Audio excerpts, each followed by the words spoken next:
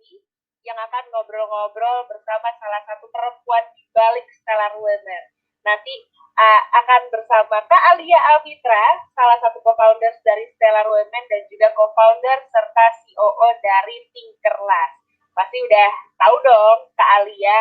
Kalau misalnya belum tahu, follow dulu Instagramnya. Kak Alia curang nih, kemarin udah ngobrol sama Kak Najwa Shihab, sekarang sama Kak Ishan. Aku juga pengen.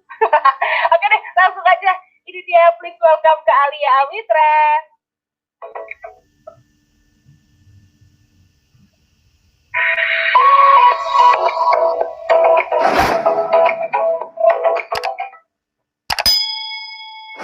Halo Ajeng dan teman-teman seller semua di sini, apa kabar? Sorry ya Jen, di take over kerjaannya. Biar istirahat aja, soalnya di bulan puasa. Jadi perkenalan ya, halo para seller. Mungkin ada yang belum kenal aku, saya Alia Alfitra. Saya adalah salah satu co-founder dari Stellar Women. Ini senang banget bisa menjadi moderator lagi di Inspiration Class Stellar Women Entrepreneurship Academy powered by Danone pada hari ini. Aku juga mau berterima kasih untuk para sellers yang sudah semangat banget mengikuti program 4 minggu ini. Ini nggak nyangka banget ya, ini perasaan baru mulai acaranya, tapi kok ya hari terakhir hari ini. Mungkin aku mau sharing sedikit gitu loh tentang Stellar Women. Sejak aku dan teman-teman mendirikan Stellar Women, aku juga jadi sering nih ketemu dengan para wanita yang tergabung dalam Stellar Community ini. Aku tuh juga dengan sharing mereka gitu, aku juga jadi sadar gitu masing-masing dari kita tuh mengalami banyak banget tantangan, baik jadi ibu atau jadi istri, jadi wanita karir atau jadi entrepreneur, jadi anak, jadi mantu, banyak banget role-nya yang kita mesti jalani. Dan banyak banget dari sellers ini juga yang belajar ingin agar bisa menjadi pemimpin yang hebat di lingkungannya. Yang seringkali mungkin orang pada meremehkan gitu, apa sih bos perempuan bisa jadi leader, nanti kalau jadi leader ketinggian karirnya atau tangannya berantakan. Nah banyak banget yang bilang tuh wanita juga bosi banget sih, emotional gitu loh, kalau menjadi bos tuh bawel, dan banyak banget stigma-stigma dari perempuan yang mempotri kita tuh gak bisa menjadi a great leader. Nah, ngomong-ngomong tentang leadership ini, di hari special week ini, aku mau ajak kalian untuk ngobrol bareng dengan Isyana. Nah, kalau lihat Isyana, pasti teman-teman udah tahu banyak prestasi dan pencapaiannya selama ini.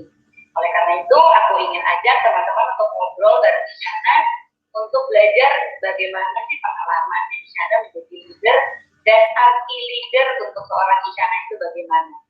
Nah, sebelum kita mulai acaranya, kita kenali lebih dekat Isyana dulu. Ini sebenarnya nggak perlu ya aku menjelaskan karena udah pasti udah tahu. Tapi untuk meng-highlight lagi, selain cantik nih, Isyana Sarasvati juga berprestasi dengan pendidikan. Aktif di industri hiburan sejak tahun 2014. Isyana tak hanya aktif sebagai musisi, namun juga mengepakkan sayapnya hingga layar lebar. Walau aktif di industri hiburan sejak 2014 yang tergolong sebagai pendatang baru, namun Isyana sudah merilis lebih dari 30 single lagu. Lagu yang dinyanyikan dan diciptakan oleh Isyana sukses memikat hati para penikmat lagu dan penggemarnya. Prestasi yang sudah banyak diukir oleh Isyana membuatnya semakin dicintai oleh penggemarnya dan dicintai oleh sellers juga. Please welcome Isyana Sarasvati. Halo Mbak Alia. Halo.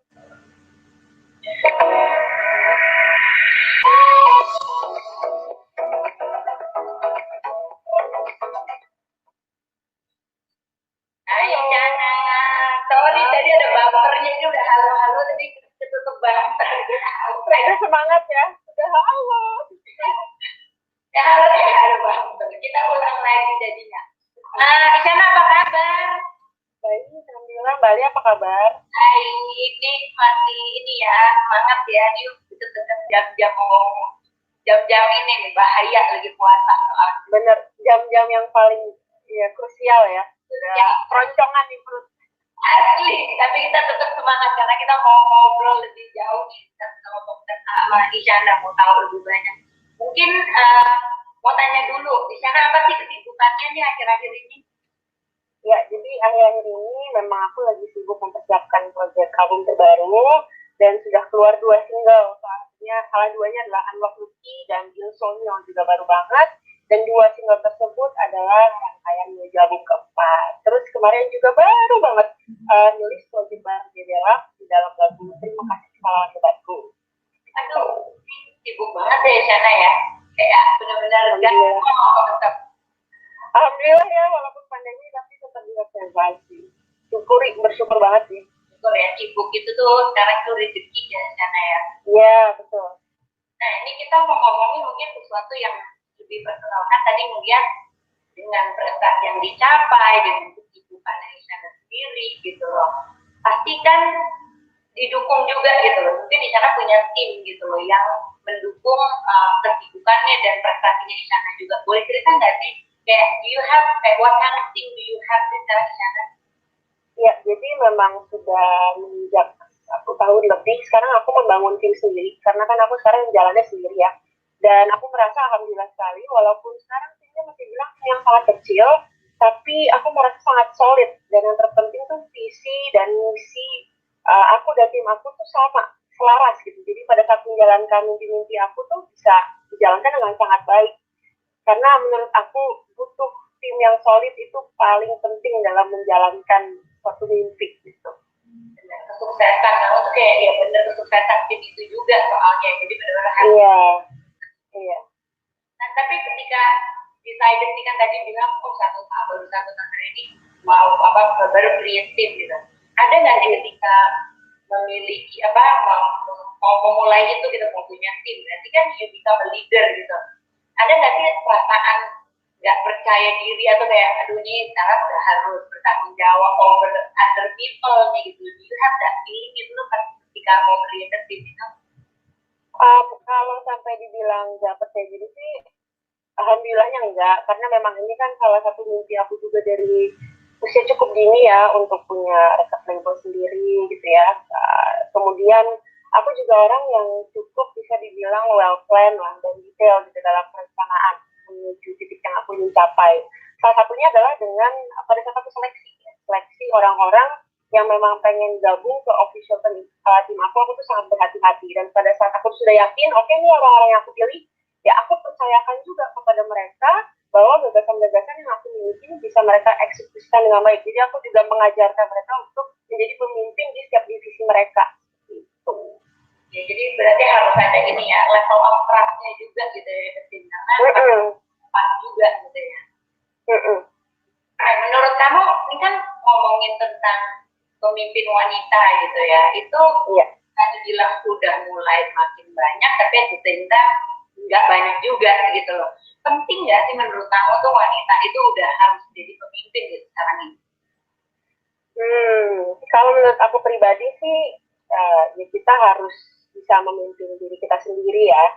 Mau perempuan, mau laki, memang harus bisa memimpin diri sendiri. Kok boleh nih kalau boleh aku cerita, sebenarnya dari kecil tuh bapak aku ngajarin untuk menerapkan prinsip lead LEAD ya. Tapi mungkin ini memiliki pengertian yang agak berbeda ya dari pandangan umum. Jadi lead yang aku pegang ini adalah satu, L-nya tuh stands for leadership, di mana kita harus memiliki jiwa kepemimpinan di dalam diri kita sendiri.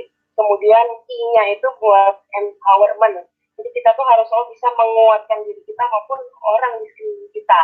A-nya itu adalah N, dan yang terakhir D itu adalah development, yaitu pengembangan diri secara terus-menerus. Jadi ya kita harus mau terus belajar lah sebagai seorang manusia. Dan itu prinsip itu aku pegang terus dan aku merasa sangat terbantu dan bisa survive sampai hari ini karena ajaran bapakku tuh waktu dari kecil tuh kamu harus pegang lead gitu. Itu berarti ini banget ya, karena emang dari kecil tuh udah tertanam itu juga gitu loh, kayak value. Sangat. Betul. Nah, kalau misalnya ngomongin tadi gitu, tadi diajarin gitu, tapi what do you think about kayak apa sih perempuan yang definisi perempuan sukses tuh apa? Kalau udah jadi bos kah, udah punya anak buah, apa sih tapi definisi wanita sukses gitu di mata Isyana? Sebenarnya definisi sukses kan relatif banget ya, subjektif lah bisa dibilang. Tapi kalau harus tanya sukses menurut Isyana pribadi seperti apa, aku merasa sukses pada saat aku sejahtera luar dalam ya, secara psikologis dan fisiologis. Itu udah aku merasa sukses gitu. Selaras, imbang. Kadang gak sama juga ya, orang bisa karirnya melejit banget, orang di luar lihat sukses banget sih itu, tapi sebenarnya kalau inside berarti nggak konten, you don't feel like kayak at peace ya sukses itu jadi relatif ya, bener ya itu Jack. Betul banget, betul. Tapi ya, gitu, do you think you reach that level di sana atau gimana? Ini namanya mendalam, soalnya pengen ternyata when you're a very fun person gitu loh, kayak ya mungkin orang kalau ngeliat nggak punya masalah, sukses banget gitu loh, kayak ampun. Do you feel that level of success juga nggak sih? Yeah, I'm still working on it sejujurnya gitu. Tapi aku selalu mencoba untuk be in the present every day, mencoba mensyukuri selalu apa yang sudah aku dapatkan sampai hari ini. Terus juga ya selalu tahu lah bahwa di hidup itu kan kita nggak mungkin selalu ada di atas ya, pasti ada cobaan, ada kegagalan dan sebagainya halnya gitu. Dan aku selalu mencoba untuk selalu memetik hikmah dari peristiwa tersebut ya, walaupun kadang berat ya, lelah, capek gitu, tapi lagi-lagi aku selalu mencari peluang atau celah di setiap kesulitan yang ada, karena aku percaya di setiap kegelapan akan selalu ada titik terang. Itu jadi pedoman aku sih ya, walaupun kalau orang lihat mungkin wah happy banget ya, ceria, ngakak gitu ya, padahal sebenarnya juga ya banyak permasalahan yang sedang aku alami, tapi mungkin ya nggak dipublikasikan gitu ya, atau sebenarnya bisa terlihat juga dari karya-karya yang aku ciptakan. Dan aku ngerasa cuma musik doang nih. Kalau kalian pengen tahu Isyana yang seutuhnya, dengarkanlah karya-karyanya. Tuh mungkin coba bisa tahu isi hati Isyana itu. Iya. Ini relatable banget gitu untuk mungkin teman-teman seller ini, karena banyak dari mereka juga tuh kalau ketika aku sharing antara wanita ini kan bisa saling lihat tuh sukses banget tuh, bisa hebat banget gitu, tapi ya namanya hidup ya pasti nggak mungkin namanya sukses atau happy forever happy gitu loh. So there's a lot of hard work juga gitu loh, yang apa ya, yang terus harus dijalanin juga gitu, pasti ada nggak enaknya juga gitu. Bisa sharing nggak sih Isyana kalau dalam selama ini di karir gitu loh, boleh share nggak sih kayak pengalaman suka duka gitu sebagai women leader gitu loh, atau sebagai diri kamu sendiri gitu loh, apa sih suka dukanya meniti karirnya, karena itu ada easy gitu loh sekarang having a team, tapi mungkin kayak meniti karir juga sampai di sana sekarang ini gitu, can you share gitu loh, and ketika menjalani sesuatu yang berat itu how do you overcome it juga? Oke, jadi kalau dibilang ya sebetulnya aku belum punya pengalaman yang terlalu mendalam ya dalam memimpin tim yang besar gitu. Jadi aku juga nggak tahu sebenarnya aku apakah bisa menjadi contoh yang baik. Tapi kalau memimpin leader of my band ya aku kecuali itu ya, karena kan aku seorang musisi, seorang komposer dan arranger yang memiliki band namanya The Tutis, dan aku merasa ya I'm the leader of the band. Dan pada saat aku berbicara dengan mereka, aku bukan lagi berbicara sebagai Isyana, tapi ya sebagai komposer dari lagu tersebut, sebagai arranger dari lagu tersebut. Dan nah senangnya tuh aku punya tim yang amat sangat positif, yang menghargai satu sama lain. Walaupun ya tim band aku tuh benar-benar laki-laki semua, terus juga range umurnya tuh sebenarnya jauh sama aku ya. Ada pemain band aku yang memang udah 30 ke atas segala macam, tapi mereka amat sangat menghargai aku sebagai seorang musisi. Jadi aku bisa bilang aku cukup beruntung lah ketika masuk dunia entertainment tuh nggak pernah dapetin benturan gitu yang keras ya dari orang-orang terdekat gitu. Semuanya positif, suportif gitu. Kalau duka apa ya? Ya belum punya experience yang terlalu banyak sih. Jadi lebih ke masih excited banget sekarang. Apalagi juga ini kan timnya baru dan masih banyak banget hal-hal yang ingin kita capai ke depannya.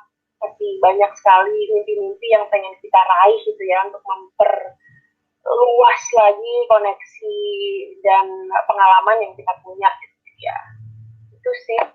Nah, selama pandemi ini ada yang beda nggak leading a team? Maksudnya kan ada beda ya, mungkin kalau teman-teman di sini ketika mereka sharing juga yang tadinya bisa ketemu timnya, even aku lah gitu ya, aku dulu maksudnya bukan dulu punya kantor, punya tim, dulu ketemu tiap hari gitu loh, face to face gitu loh, gampang gitu loh. Tapi kan kalau sekarang dengan pandemi, mungkin sekarang udah mulai berjalan sedikit agak normal ya, tapi selama setahun itu aku nggak ketemu tim aku tuh gitu. Aku there's a lot of adjustment yang perlu dilakukan gitu, yang membuat juga mungkin culture company-nya tuh juga jadi berubah gitu loh. Nah dari kalian sendiri ada nggak sih kayak begitu, kayak yang tadinya gampang banget nih komunikasi sama mereka, pandemi ya ampun, apalagi musician ya, gimana coba caranya dan musik secara zoom gitu, itu kan mungkin agak ribet gitu lah. Ada nggak sih perubahan? Ya, kalau musisi kita kayak cukup mendapatkan dampak yang ekstrim ya. Salah satunya adalah kita kan hidup dari panggung ke panggung, tapi itu totally gone sekarang. Dan sebagai konser, lupa konser. iya, dan sebagai performer kita kangen banget, walaupun sekarang ya seneng lah karena bisa di plan-nya adalah virtual konser, tapi kan tetap aja sebenarnya sebagai performer kita butuh energi balik ya, timbal balik dari penonton, dan itu benar-benar hilang. Ya memang itu amat, kita merasa sangat kehilangan dan kurang gitu ya, nggak penuh gitu rasanya sama pandemi ini. Tapi ya kalau melihat perubahan-perubahan yang ada, aku tuh selalu diajarkan kembali bahwa yang konstan dalam hidup itu adalah perubahan. Jadi aku selalu siap menghadapi setiap perubahan yang terjadi dalam jalan hidup aku. Aku dari kecil, ya pandemi kan salah satunya gitu, dan itu dahsyat banget ya. Tapi sebenarnya aku dari kecil itu juga sudah hidup dalam perubahan gitu. Waktu kecil aku TK di Belgia, berbahasa Belanda, tiba-tiba setelah itu harus pulang ke Indonesia, belajar bahasa Indonesia, bahasa Sunda, tinggal di Bandung. Ya kan, yang adaptasi lagi, terus nggak lama dari situ ke Singapura, harus adaptasi English gitu kan, terus sebentar juga ke London, jadi bukan adaptasi bahasa lagi, tapi budaya, pola pikir, ya jadi lumayan cukup terlatih lah akan perubahan yang instan gitu, dan konstan. Jadi ya, dari aku tuh gimana cara kita survive, ya kita harus selalu mengingatkan diri lagi untuk cari peluang sih, peluang di setiap kesulitan yang ada, jangan pernah patah semangat. Dan aku selalu ingat ini, yang kakung aku, almarhum yang kakung aku tuh menurunkan pesan ini ke bapak, dan bapak nurunin pesan ini ke anak-anaknya, bahwa kamu boleh kehilangan segalanya, tapi jangan pernah kehilangan semangat. Yes. Ini banget nih, bener-bener penyemangat bangetnya, sampai merinding. Bener gitu loh, mau bagaimanapun, siapa yang tahu dia besok kayak gimana, dia habis pandemi, kita nggak tahu lagi apa dulu, terus sekarang ada ini, so you have to be ready, dan ya itu tadi, jangan patah semangat, sama ya harus berinovasi terus gitu ya. Nah itu. Nah, kita sekarang ngomongin tentang being a leader. Tadi kan aku sempat di awal tuh bilang perempuan tuh jadi leader, mungkin jadi nggak perempuan lah. Leader tuh banyak lah macam-macamnya. Ada yang sama kayak parenting gitu tuh ya, ada yang detail banget, ada yang mungkin kalau perempuan bisa dibilang lebih lebih hands on kayak, atau mungkin lebih bawel gitu sama timnya. Di sana gimana kalau menggambarkan leadership style di sana tuh kayak gimana? Sama tim. Wow, leadership style ya. Yeah. Oke.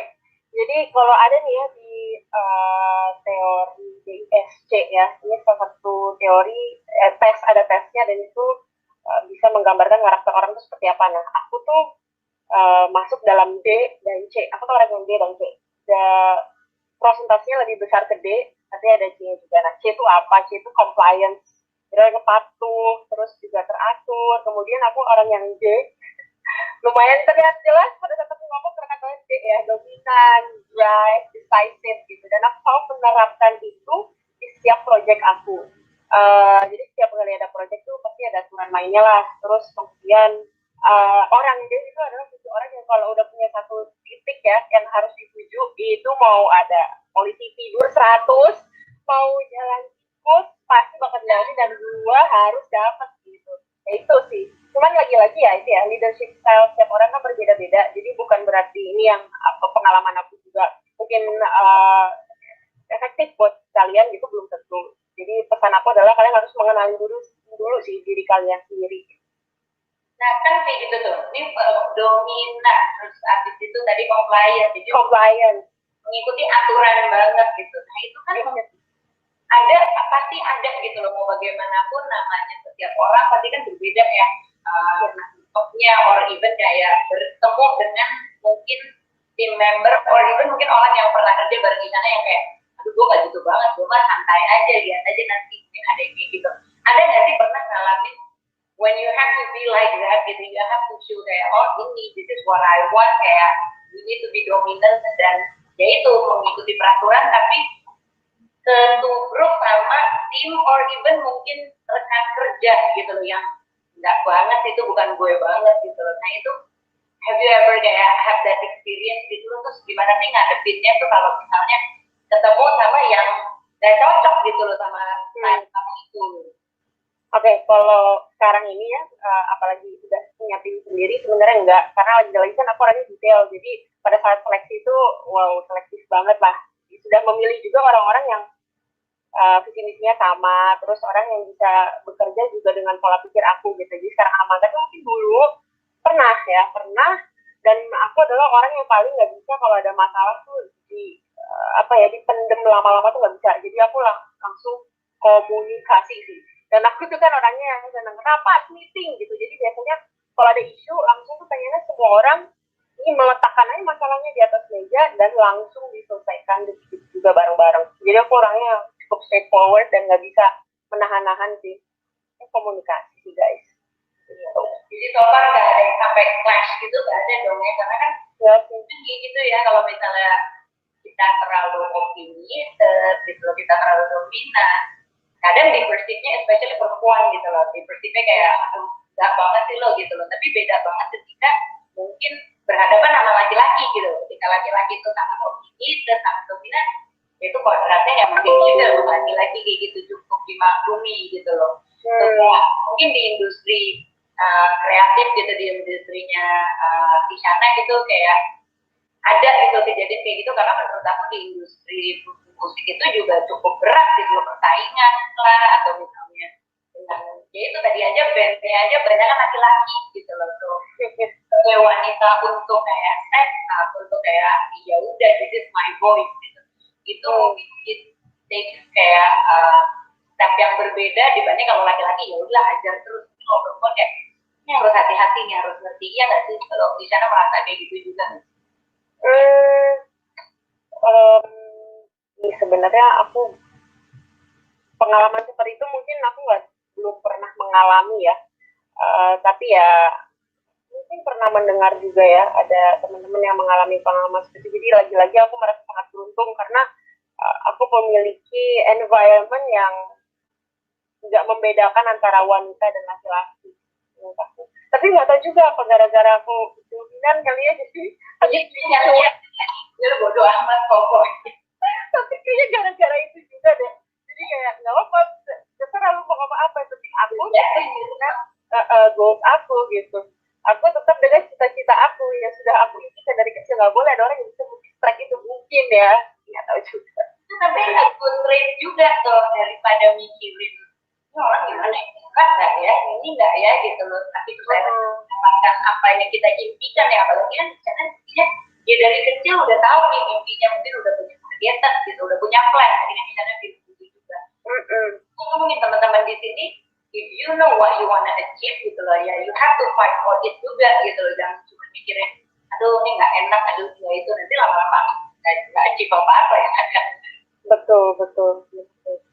Nah, kalau ngomongin tentang kayak ini pasti ini kan ada lah masa di mana kayak you feel burn out lah gitu, kayak aduh kayak tadi tuh sempat aku menyinggung itu juga gitu loh. Everybody have a struggle gitu loh. Terus kita harus semangat untuk maju terus gitu loh. Tapi pernah nggak sih gitu loh, when you feel kayak udah lah capek banget, burn out, udah deh berhenti aja deh gitu, atau kayak udah deh kayak pengen ambil sabatikal gitu lama gitu, udah dia berhenti dulu tuh. Ada nggak sih ngerasa kayak gitu? Terus kalaupun iya gitu, what do you do gitu loh untuk kayak menghilangkan rasa itu? Pasti pernah merasa lelah, terus burn out dan segala macam hal lainnya. Lagi-lagi aku pertama karena punya support system yang baik banget ya dari suami dan keluarga, aku selalu bisa bangkit lagi nih dari keterpurukan atau dari kesedihan, kegelisahan dan segala macamnya. Dan yang kedua, kalau dibilang pernah nggak sih pengen aku berhenti bermusik? Nah, ini alhamdulillahnya musik itu udah jadi medium terapeutik buat aku. Jadi bukan lagi sekedar hal yang aku lakukan karena itu profesi aku sebagai musisi ya, tapi musik itu adalah bahasa aku gitu. Adalah satu-satunya cara untuk aku bisa mengekspresikan dan meluapkan keresahan, kegelisahan, keburnoutan gitu ya, melalui menulis lagu. Jadi aku bisa bilang coping mechanism yang terbaik aku adalah menulis lagu. Itu salah satunya, satu caranya. Menulis lagu. Kalau udah burnout hari jadi lagu deh. Alhamdulillah produktif. Nggak jadi ini ya, menulis lagu itu nggak perlu harus jadi itu benar-benar ekspresi ya berarti ya, bukan kayak mungkin nggak nyamain sama gue gitu deh kan, tulis lagu dong itu kan keren ya. Berarti kalau ini something that kayak benar-benar pakai ekspresi kan, it's like kalau orang di sini mungkin journaling gitu loh, atau iya kayak terapi. Benar-benar nulis lagu tuh udah terapi buat aku, makanya memang. Dan aku apa adanya aja. Waktu tahun 2020 kemarin ya aku cuma bisa rilis satu lagu karena cuman momentumnya cuma sekali tuh datangnya ilham kayak ini aku mau cerita tentang apa yang sedang aku alami di lagu Unlock the Key ya. Udah, setelah itu nggak aku paksain lagi, nggak yang harus ya udah target tahun ini harus bikin ini enggak sih. Kalau sekeluarga begitu ya begitu. Iya. Nah, ini aku mau ngomong lagi kalau tentang support system gitu. Tadi kan support systemnya bagus nih, timnya segala. Mungkin untuk di sini gitu, mungkin di sana bisa cerita juga. Because it's not easy gitu loh, kayak kalau mungkin di sini ya jadi anak, ibu, istri, mungkin jadi leaders juga atau jadi employee gitu loh, punya pekerjaan. So support system tuh sangat penting gitu loh. Mungkin di sana bisa cerita support system di sana kayak gimana. Oh, kalau misalnya mungkin dari yang belum punya gitu loh, mungkin teman-teman yang nggak punya, how do you build that support system? Kalau aku lagi-lagi memang support system number one-nya kan suami dan keluarga ya. Dan menurut aku sih makna support system itu ya keluarga ini adalah sebuah sistem di mana pada saat aku atau salah satu dari kami itu memiliki masalah, pasti yang si lainnya nih, si subsistemnya ini berbondong-bondong untuk mendukung, memotivasi kembali agar sistem yang bermasalah ini tuh bisa bangkit lagi, bisa sembuh dan berjalan dengan baik kembali. Dan aku rasa aku bisa dapatkan itu dari keluarga. Sebenarnya kalau yang belum punya support system, ya tinggal cari aja sih inner circle kalian yang paling bisa kalian percaya gitu ya. Nggak harus keluarga juga, kadang kan ada orang-orang yang bisa, yang merasa support system gue sahabat-sahabat gue nih gitu. Inner circle gue yang kecil ini ya apa-apa. Atau mungkin kadang-kadang kalian bisa mendapatkan support dari mendengarkan lagu, atau bisa merasa lebih baik dengan pergi rekreasi. Sebenarnya bisa banyak juga sih gitu ya, nggak harus ke manusia lain tapi bisa ke hal-hal yang membuat kalian merasa lebih baik gitu. Iya. Nah, ini tadi ngomongin tentang kesibukannya Isyana, salah satu itu kolaborasinya Isyana sama Bebela. Iya. Dengar nih kan lagunya itu adalah dukungan untuk para tenaga kesehatan ya, bener ya? Berjudulnya kan makanya kawan yang bantu sama Bebela. Boleh ceritain nggak sih ini background lagunya, terus makna lagu ini itu gimana sih? Pertama aku senang banget ya bisa terlibat dalam proyek ini karena aku merasa visi misi yang Bebelak ingin sampaikan itu sejalan dengan aku ya, yaitu ingin banget anak-anak Indonesia tetap aktif dan kreatif selama pandemi. Nah, kalau proyek yang bersama aku tuh ini ngeluarin video musik judulnya Terima Kasih Pahlawan Hebatku, di mana aku dan anak-anak sobat di Indonesia ini memberikan apresiasi dan semangat untuk para tenaga medis yang sudah berjuang setahun terakhir ini untuk memerangi COVID-19. Nanti tuh videonya kita compile, terus jadi music video Terima Kasih Pahlawan Hebatku. Dan yang aku senangnya dari Bebelak ini adalah mereka betul-betul membebaskan anak-anak ini untuk berkreasi sesuai dengan kreativitas mereka gitu ya. Walaupun ini memang proyek musik gitu ya, bikin video musik, tapi nggak memaksa mereka harus nyanyi ya, harus ini ya, enggak. Jadi dibebasin betul-betul gimana pun bentuk surat cintanya, kalau itu kreativitas kamu, duit gitu. Jadi aku suka sekali bebaskan anak-anak untuk menjadi diri mereka sendiri gitu. Nah ini buat yang penasaran, mungkin boleh ya kita pasang video lagu Terima Kasih Pahlawan Sebatku. Wow, boleh dong. Boleh di play.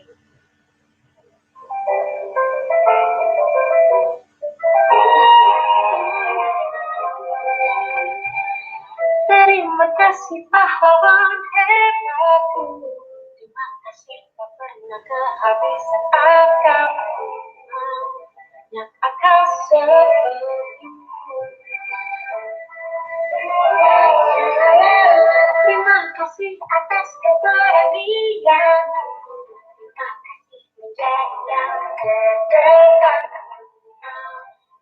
Berani sepertimu. Hatimu yang besar, dunia lebih indah. Sepertimu, suasana pahlawan medisku. Hebat sepertimu.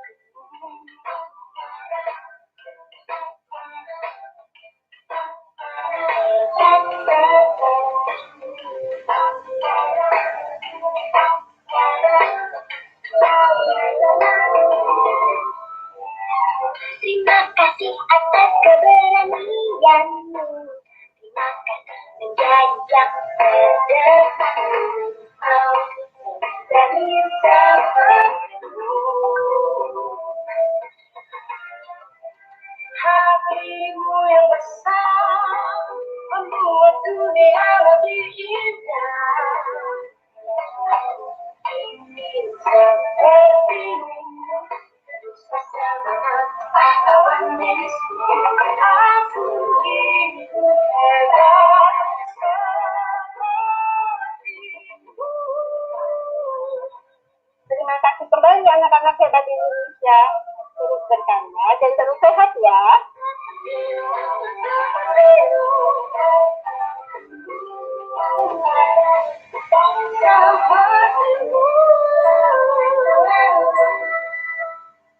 Terima kasih.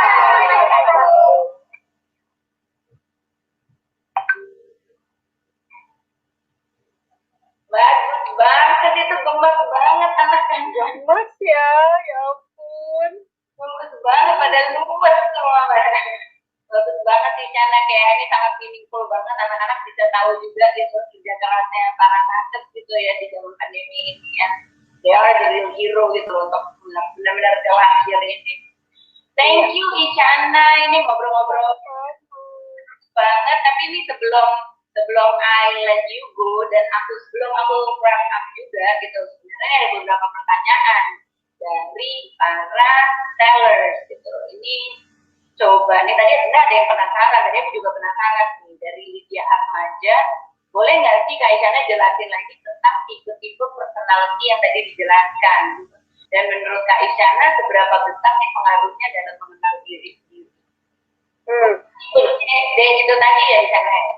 Iya, sebenarnya kalau aku kan bukan pakar ya, cuman aku bisa dibilang sangat mengenali diri aku lah, karena aku tipe yang D dan C. Jadi sebetulnya ada D, S, C, kalian bisa carilah itu seperti teori psikometrik lah, psikometri karakter manusia. Online deh yang bisa. Ada tesnya tuh 7 menit, terus ya C itu adalah compliance, jadi orangnya patuh, terus control, and then orangnya juga teliti, dan satu lagi adalah D, di mana aku orang yang dominan, drive, decisive, jadi bisa dibilang ya itu kalau udah punya satu titik yang setuju, pasti akan menuju ke situ, nggak mungkin belok-belok, pasti percaya bisa tembus lah apapun jalannya gitu. Terus menurut aku jadi kalau tipe-tipe personality seperti ini kayaknya lebih baik expert yang menjelaskan ya. Cuman kalau ya aku pribadi aku D dan C gitu. Ini sebenarnya kalau ditanya tentang sebenarnya aku tuh di kantor aku tuh juga mewajibkan mereka ngisi tes itu gitu ketika mereka di hire gitu loh. Mungkin itu untuk Lydia, kalau ditanya seberapa besar pengaruhnya dalam mengenal diri sendiri, sendiri, ya ini bukan kayak tebak-tebakan sih atau kayak astrologi gitu, tapi it's more about ya, sebenarnya kalian tuh seperti apa. Nah kalau aku tuh kenapa tim aku tuh aku minta untuk ambil ini juga, so I understand how to speak with them juga gitu. Jadi kalau misalnya nih ketemu sama orangnya misalnya D gitu, dominan kayak Isyana gitu, yang gak baper kalau misalnya you can tell about your opinion gitu, very dominan ya udah nanti ya ini memang sifat ini seperti ini gitu. So itu tuh untuk mengenal diri sendiri, yang paling mengenal pasti diri kita sendiri ya. Tapi nah, seperti ini mungkin bisa mengenal juga cara berkomunikasi antar tim juga gitu loh. Kalau betul. Ya, ini sekarang pertanyaan kedua dari Anita Juanita. Isyana, terima kasih, sesinya super menarik dari penjelasan. Sepertinya Isyana sudah tahu bagaimana membuat target dan cara untuk mencapainya. Boleh dijelasin nggak tips untuk kita supaya membuat target yang jelas dalam mencapai sesuatu? Oke. Kalau aku adalah tipikal orang yang memang bikin perencanaan yang detail gitu ya. Tapi sekali lagi ini belum tentu apa yang aku laksanakan itu efektif untuk kalian ya guys. Kalau aku memang orang yang senang banget nulis agenda gitu ya, dan bucket list gitu. Tahun ini, di bulan ini proyeknya apa aja, di bulan kemudian proyeknya apa aja. Jadi aku merasa selalu punya agenda gitu yang harus aku lakukan, punya target. Aku tuh senang banget orangnya dikasih target. Bisa dibilang kalau lebih beratnya aku tuh suka banget under pressure. Jadi malah kan under pressure ya itu malah sebenarnya kalau aku misalkan tidak merencanakan apapun tuh jadinya aku nggak ngapa-ngapain nanti. Jadi aku emang orangnya senang banget dikasih target. Ya udah tahun ini aku mau gini gitu, mau buat ini gitu. Oke. Jadi ya gitu ya, set your own target lah gitu jadinya. Dan biasanya kalau mencapai target ini maksudnya untuk set target kamu sendiri atau memang ada push dari belakangnya kayak bisa nanti this is what you have to do? Oh enggak sih, dari aku sendiri sih, alhamdulillahnya. Sendiri nggak dikejar-kejarnya masih sendiri ini ya pakai iya. Jadi kalau sewaktu-waktu berdua nggak apa-apa lah ya. Nggak apa-apa orang boleh gitu. Oke, ini pertanyaan terakhir dari Ella, dari Dewanti. Hai Kak Isyana, bagaimana meyakinkan diri untuk kita keluar dari zona nyaman, balik terus musik anti mainstream dan tidak mengikuti pasar dengan musik-musik baru yang Kak Isyana usung dan menghadapi konsekuensinya. To be honest, I'm Isya Nation and always proud on everything you do. Wah, ini ada garis keras, Isyana garis keras di sini. Terima kasih Dewanti. Ini sebenarnya pertanyaan yang sering sekali aku dapatkan ya, terutama setelah aku mengeluarkan album ketiga dan single-single baru ini. Tapi ya aku akan selalu mengulang jawaban yang bisa dibilang cukup sama, bahwa aku itu menciptakan lagu ya spontan gitu ya, nggak bisa direncanakan, tidak bisa menggunakan rumus juga, dan apa adanya aja sesuai dengan momentum dan fase kehidupan aku pada saat itu. Jadi kalau dibilang kalau berani sih sekarang gitu ya, orang bilang anti mainstream lah atau apapun itulah ya, karena memang apa adanya lagi kayak gini. Tapi aku pun tidak bisa menjanjikan oh berarti aku kedepannya bakal gini terus, juga nggak bisa, karena aku orangnya berevolusi juga, musik aku dan pribadi aku berevolusi bersama-sama. Jadi sekarang aku memang lagi mengeksplorasi ke genre yang ini, keluarnya seperti itu. Oke. Jadi benar-benar menjalankan basically isi hati juga gitu ya, maksudnya kata hati going juga gitu ya. Dan aku juga udah nggak di fase dimana jumlah pendengar atau jumlah stream itu adalah tujuan akhir atau goals paling besar, tidak. Tapi menurut aku pribadi sebagai seorang pelaku seni atau seniman, yang penting adalah kamu bahagia dulu sama karya kamu gitu. Kamu tulus nggak nih menciptakannya dan menggaungkan si karya ini gitu. Pada saat kamu merasa bahagia, tulus, dan aku juga percaya apa yang dihasilkan dari hati pasti akan sampai juga ke hati para pendengarnya, pasti punya pasarnya sendiri. Jadi nggak terlalu memikirkan laku gak laku lah.